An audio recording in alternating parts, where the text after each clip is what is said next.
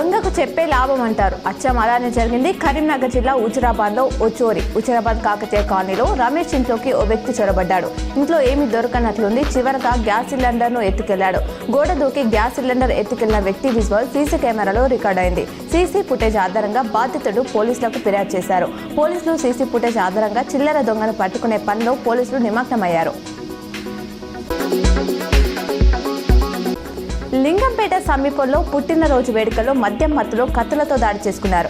దాడిలో 3 యువకులు గాయపడ్డారు. గంగాధర్ అనే యువకుడు 25 కత్తిపోట్లకు గురయ్యాడు. గంగాధర్తో పాటు ఆయన మిత్రుడు అరవింద్, వంశీ స్వల్పంగా గాయపడ్డారు. క్షతగాత్రులు జగిత్యాల ఏరియా ఆసుపత్రిలో చికిత్స పొందుతున్నారు.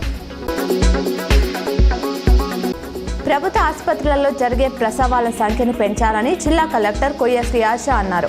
గురువారం జిల్లా కలెక్టర్ కొయ్య శ్రీ ఆశ సుల్తానాబాద్ ప్రభుత్వ ఆసుపత్రిని, ఎంపీడీఓ కార్యాలయాన్ని ఆకస్మికంగా తనిఖీ చేశారు.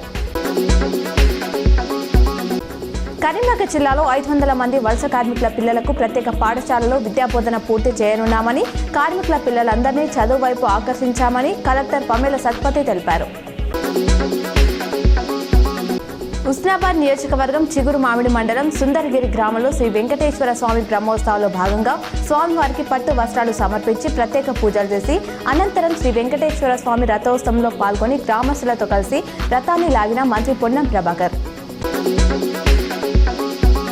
జగిత్యాల జిల్లాలో శతాధిక వృద్ధురాలు జన్మదినోత్సవాన్ని కుటుంబ సభ్యులు ఘనంగా నిర్వహించారు. పెగడపల్లి మండలం రాజారాంపల్లి తాండాకు చెందిన ఇస్లావాద్ శ్యామలకు నూరేళ్లు నిండాయి. 8 మంది కొడుకులు, 4 కూతుళ్లు, వారి పిల్లలు, 100 మంది కుటుంబ సభ్యుల మధ్య జన్మదినోత్సవ వేడుకలు నిర్వహించారు.